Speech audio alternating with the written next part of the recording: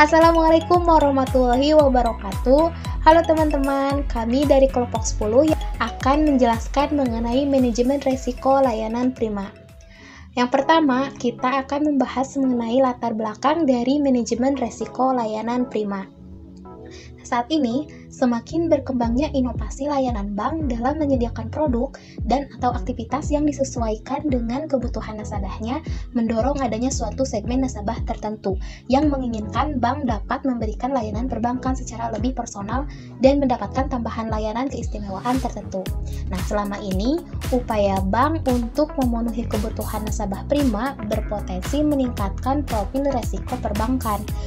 Sehubungan dengan hal tersebut, telah diatur secara bank-wide antara lain mengenai penerapan manajemen risiko, anti pencucian uang, dan pencegahan pendanaan teroris, serta transparansi informasi produk bank dan penggunaan data pribadi nasabah sebagai acuan standar minimal bagi bank dalam memberikan layanan kepada nasabahnya.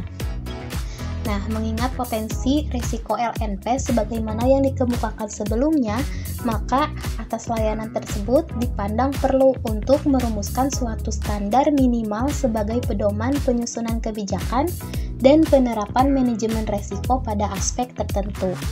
Standar minimal dimaksud antara lain didasarkan kepada ketentuan Bank Indonesia yang mengatur mengenai penerapan manajemen risiko serta memperhatikan pengaturan mengenai anti pencucian uang dan pencegahan pendanaan teroris, serta transparansi informasi produk bank dan penggunaan data pribadi nasabah. Kita harus mengetahui terlebih dahulu pengertian dari pelayanan prima. Nah, pelayanan prima merupakan terjemahan dari istilah excellent service, yang secara harfiah berarti pelayanan terbaik atau sangat baik. Disebut sangat baik atau terbaik karena sesuai dengan standar pelayanan yang berlaku atau dimiliki instansi pemberi pelayanan.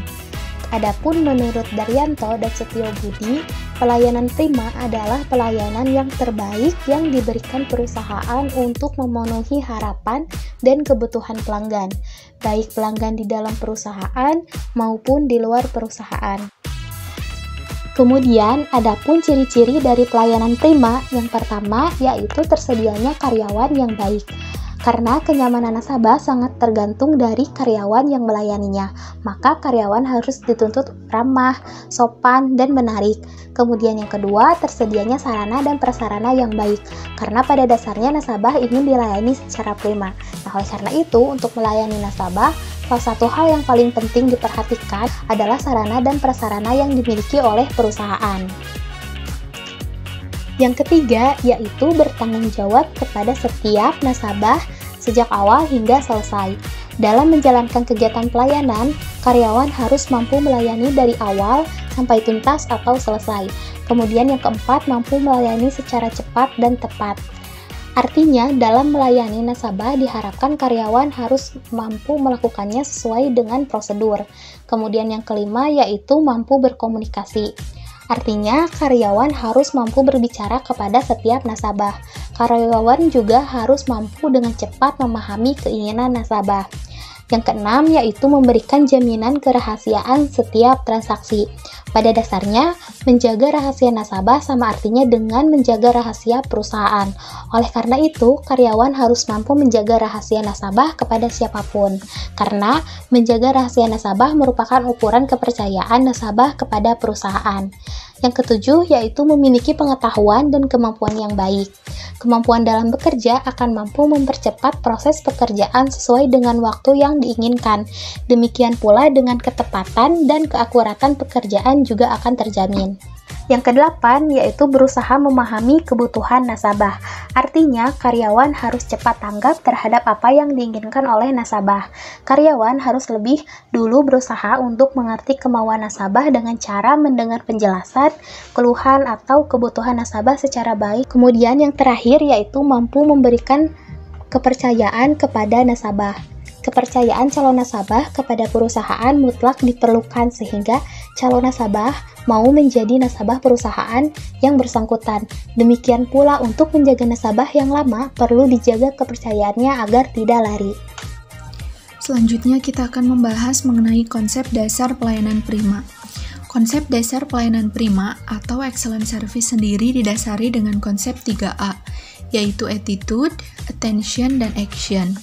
Namun sejatinya konsep excellent service yang baik sebenarnya didasari dengan konsep 7A plus S.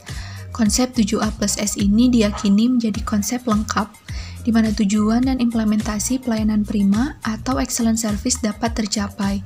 Yang pertama, attitude. Attitude atau sikap yang harus diterapkan ketika menemui pelanggan. Sikap ramah, penuh perhatian, sopan, berpikir sehat, berpikir positif, dan juga dapat membuat nyaman konsumen. Sikap merupakan penilaian terdepan dari penerapan excellent service. Konsumen akan memberikan kesan pertama terhadap perusahaan melalui sikap dan perilaku karyawan terdepannya. Yang kedua yaitu attention. Dalam melakukan pelayanan, para customer service juga harus memperhatikan dan mencermati apa yang diinginkan konsumen. Taruh perhatian lebih pada apa yang dipilih dan ingin ditanyakan oleh konsumen. Jika konsumen sudah menunjukkan niat untuk membeli, bahkan hanya untuk bertanya-tanya, maka sikap yang harus ditunjukkan adalah memberikan perhatian. Selanjutnya, action. Action meliputi berbagai tindakan nyata yang harus dilakukan dalam memberikan pelayanan kepada konsumen. Misalnya saja mencatat pesanan konsumen, melakukan pengiriman dengan rapi dan tepat waktu, menyediakan jasa atau barang terbaik yang dimiliki, dan juga jangan lupa untuk berterima kasih kepada konsumen. Selanjutnya yaitu ability. Pelayanan konsumen ini harus memiliki kemampuan atau ability. Artinya, pelayan konsumen harus memiliki kemampuan untuk melayani konsumen. Misalnya komunikasi, kemampuan menjual atau selling, kemampuan memecahkan masalah dengan cepat, manajemen kecemasan, hingga hal-hal yang lebih praktis misalnya penggunaan teknologi seperti Excel, software transaksi, dan juga mesin kasir. Selanjutnya ada appearance. Jika kita ingin menggunakan jasa konsultasi fashion, namun orang yang melayani kita urakan dan tidak berpenampilan selayaknya seorang konsultan fashion, pasti di sini kita akan mempertanyakan kredibilitas pelayanannya. Nah, begitulah appearance atau penampilan sangat mempengaruhi pelayanan prima. Penampilan juga bukan hanya penampilan luar, namun penampilan non-fisik, misalnya gaya bicara pelayan tersebut. Selanjutnya ada accountability. Konsep dasar excellent service lainnya adalah tanggung jawab. Di sini kita sebagai pelayan konsumen harus memiliki rasa tanggung jawab terhadap pekerjaan pelayanan. Hal ini sebenarnya menjadi dasar setiap pekerjaan, namun seringkali banyak perusahaan yang melalaikan tanggung jawab pelayanan prima atau lebih berfokus pada keuntungan semata. Selanjutnya affirmation. Sebagai pelayan konsumen, di sini kita harus memiliki sifat afirmatif. Artinya, sebagai pelayan, kita harus membuat diri kita berpikir positif dan menegaskan diri kita pada hal-hal yang positif.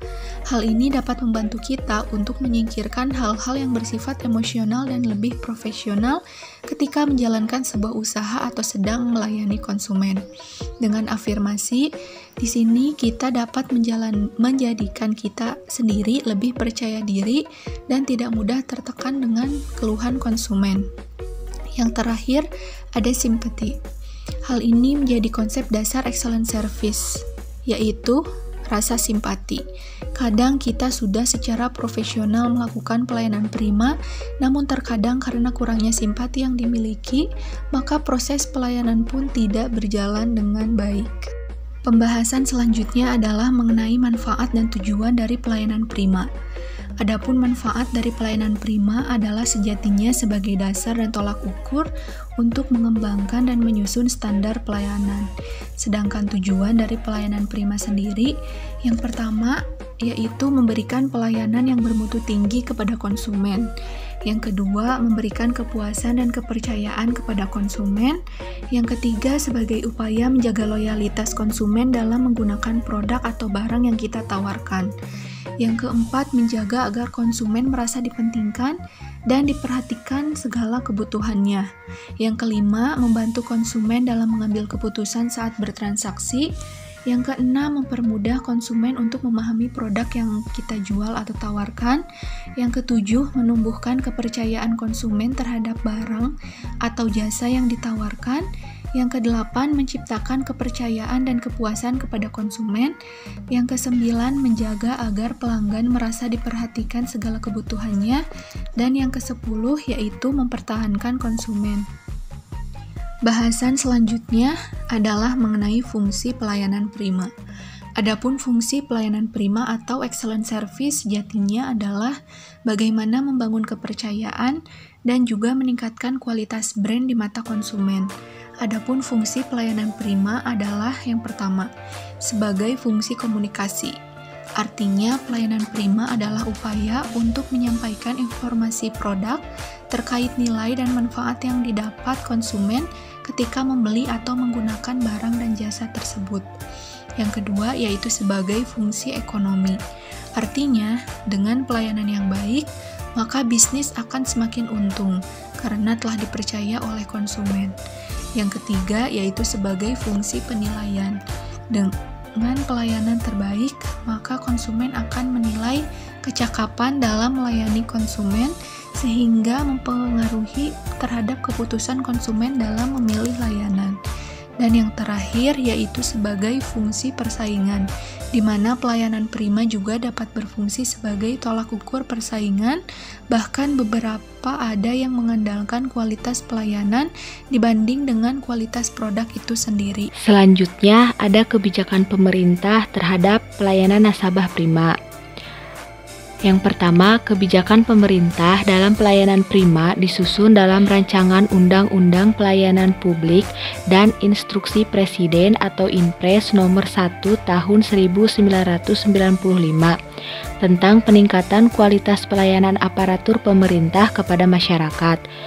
Yang kedua, ada keputusan Menpan nomor 63 tahun 2003 menjelaskan prinsip-prinsip pelayanan prima yang meliputi: pertama, ada kesederhanaan, yaitu prosedur pelayanan publik tidak berbelit-belit, mudah dipahami, dan mudah dilaksanakan. Yang kedua, ada kejelasan, yang meliputi persyaratan teknis dan administratif pelayanan publik, unit kerja atau pejabat yang berwenang dan bertanggung jawab dalam memberikan pelayanan dan penyelesaian keluhan atau persoalan atau sengketa dalam pelaksanaan pelayanan publik, rincian biaya pelayanan publik dan tata cara pembayaran. Yang ketiga, ada kepastian waktu, yaitu pelaksanaan pelayanan publik dapat diselesaikan dalam kurun waktu yang telah ditentukan. Yang keempat, ada akurasi, yaitu produk pelayanan publik diterima dengan benar, tepat, dan sah. Yang kelima, ada keamanan, yaitu proses dan produk pelayanan publik memberikan rasa aman dan kepastian hukum. Yang keenam, ada tanggung jawab, yaitu pimpinan penyelenggara pelayanan publik atau pejabat yang ditunjuk bertanggung jawab atas penyelenggaraan pelayanan dan penyelesaian keluhan atau persoalan dalam pelaksanaan pelayanan publik. Yang ketujuh, ada kelengkapan sarana dan prasarana, yaitu tersedianya sarana dan prasarana kerja, peralatan kerja, dan pendukung lainnya yang memadai, termasuk penyediaan sarana teknologi telekomunikasi dan informatika atau telematika. Yang kedelapan, ada kemudahan akses, yaitu tempat dan lokasi serta sarana pelayanan yang memadai, mudah dijangkau oleh masyarakat, dan dapat memanfaatkan teknologi telekomunikasi dan informatika. Yang kesembilan, ada kedisiplinan, kesopanan, dan keramahan, yaitu pemberi pelayanan harus bersikap disiplin, sopan dan santun, ramah, serta memberikan pelayanan dengan ikhlas. Yang kesepuluh, yaitu kenyamanan. Lingkungan pelayanan harus tertib, teratur, disediakan ruang tunggu yang nyaman, bersih, rapih, lingkungan yang indah dan sehat, serta dilengkapi dengan fasilitas pendukung pelayanan seperti parkir, toilet, tempat ibadah, dan lain-lain. Selanjutnya saya akan menjelaskan mengenai aspek-aspek manajemen risiko layanan nasabah prima. Dalam layanan nasabah prima, bank harus menetapkan dua aspek. Aspek yang pertama adalah aspek pendukung keistimewaan layanan. Aspek ini mencakup 4 poin. Poin yang pertama adalah sumber daya manusia. Untuk meminimalisasi resiko operasional layanan nasabah prima yang berasal dari faktor manusia, diperlukan SDM yang memadai. Oleh karena itu, bank harus menetapkan beberapa hal. Yang pertama adalah persyaratan dan kualifikasi jabatan tertentu. Yang kedua adalah wewenang dan tanggung jawab yang jelas. Ketiga adalah penerapan prinsip Know Your Employee atau KYE. Dalam rangka pengendalian dan pencegahan fraud, prinsip KYE ini diterapkan melalui dua mekanisme. Yang pertama adalah screening pegawai baru pada layanan nasabah prima, dan yang kedua pemantauan profil pegawai secara berkala. Lalu yang keempat ada sistem remunerasi. Bank menetapkan sistem remunerasi yang jelas dan transparan. Yang kelima adalah kebijakan pengendalian risiko yang terkait dengan manajemen SDM. Kebijakan ini dilakukan dengan menetapkan kode etik pegawai, peningkatan kompetensi dan integritas SDM, pengaturan dan pengawasan internal yang memadai. Keenam, ada kebijakan evaluasi secara berkala. Poin kedua pada aspek ini adalah operasional layanan nasabah prima. Prosedur operasional layanan nasabah prima meliputi setiap produk dan aktivitas yang ditawarkan dalam layanan nasabah prima. Penetapan prosedur khusus pada layanan nasabah prima ini harus memenuhi ketentuan yang mengatur mengenai penerapan manajemen risiko, terutama aspek pengendalian internal, dan ketentuan yang mengatur mengenai APU dan PPT. APU merupakan anti pencucian uang, dan PPT merupakan pencegahan pendanaan terorisme. Penyusunan prosedur operasional layanan nasabah prima perlu memperhatikan beberapa hal. Yang pertama, kebijakan, prosedur dan penetapan limit yang berlaku untuk setiap produk dan aktivitas. Yang kedua adalah terciptanya pengendalian intern yang efektif dengan menerapkan prinsip pemisahan tugas. Yang ketiga adalah seluruh keistimewaan dari penyediaan produk dan aktivitas dalam layanan nasabah prima.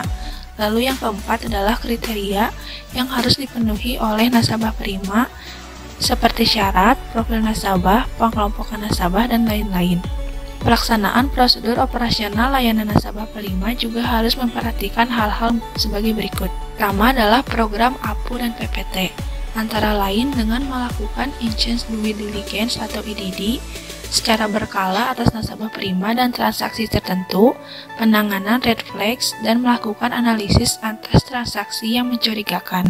Yang kedua, efektivitas kebijakan dan prosedur layanan nasabah prima. Aktivitas ini didukung oleh pengendalian internal yang memadai dan evaluasi. 3. Hasil pemantauan dan koreksi penyimpangan. Poin ketiga pada aspek ini adalah penawaran produk dan atau aktivitas.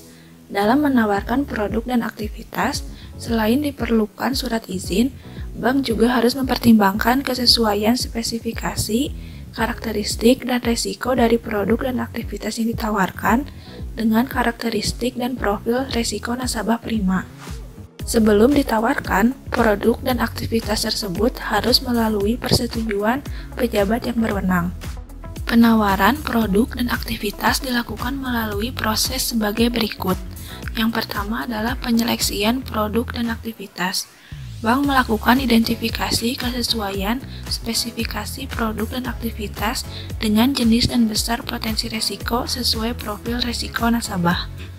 Yang kedua adalah penetapan tarif dan perlakuan khusus untuk setiap kelompok nasabah prima. Penerapan ini harus disesuaikan dengan masing-masing profil nasabah prima. Contohnya adalah keringanan biaya transaksi, provisi, dan komisi.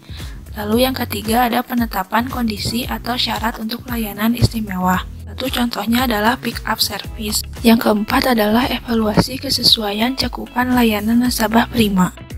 Tujuan evaluasi ini adalah untuk meninjau status nasabah sebagai nasabah prima dan kesesuaian profil nasabah prima dengan produk dan aktivitas yang ditawarkan maupun yang telah diperoleh. Poin keempat dalam aspek ini adalah teknologi informasi. Dalam rangka memastikan terpenuhinya kebutuhan informasi, perlindungan data nasabah, terjaminnya kerahasiaan data bank, dan untuk mendukung pengelolaan risiko bank, diperlukan sistem teknologi informasi dan pengamanan informasi yang memadai. Dukungan teknologi informasi ini tercermin dari kemampuan sistem teknologi informasi dalam menghasilkan laporan yang akurat dan komprehensif. Nah, yang kedua ini terdapat aspek transparansi, edukasi, dan perlindungan nasabah. Dalam melaksanakan LNP, bank melakukan hal-hal sebagai berikut. Nah, yang pertama, memberikan penjelasan mengenai spesifikasi LNP. Penjelasan ini terdiri dari 5 poin. Poin yang pertama yaitu bank harus menjelaskan secara tertulis dan lisan mengenai nama atau brand name dari LNP, masing-masing kelompok nasabah prima dalam LNP dan kriterianya apabila ada cakupan layanan produk dan atau aktivitas yang tersedia untuk ditawarkan kepada nasabah prima. Untuk itu, hal-hal yang perlu dijelaskan seperti spesifikasi dan karakteristik produk atau aktivitas, kemudian keistimewaan yang dapat diperoleh sebagai nasabah prima, dan resiko, tanggung jawab, hak dan kewajiban baik untuk pihak bank maupun nasabah prima. Poin yang kedua yaitu dalam hal produk dan atau aktivitas yang ditawarkan bukan produk dan atau aktivitas bank yang bersangkutan, maka bank wajib menjelaskan bahwa tanggung jawab atas produk dan aktivitas non-bank yang ditawarkan oleh atau melalui bank bukan berada pada bank. Yang kedua yaitu menjelaskan kepada nasabah prima bahwa produk atau aktivitas tersebut telah memperoleh surat penegasan atau persetujuan dari Bank Indonesia dan otoritas terkait. Kemudian, adapun poin yang ketiga yaitu pemberian informasi mengenai produk dan atau aktivitas tidak dapat melebihi kewenangan atau izin yang dimiliki bank. Kemudian yang keempat, pemberian informasi mengenai produk dan atau aktivitas tidak dapat menggunakan pengaruh atau tekanan untuk kepentingan bank, grup bank, atau pegawai bank. Kemudian yang terakhir yaitu tidak memberikan informasi yang menyesatkan dan atau yang tidak sesuai dengan norma yang berlaku mengenai produk dan atau aktivitas yang ditawarkan. Selanjutnya, bank juga harus memastikan kejelasan hubungan antara bank dan nasabah prima. Nah, hubungan antara bank dan nasabah prima dalam LNP harus didasarkan pada kesepakatan tertulis yang paling kurang memuat yang pertama, ada hak dan kewajiban bank dan nasabah prima, seperti hak bank itu mengevaluasi status nasabah prima secara berkala.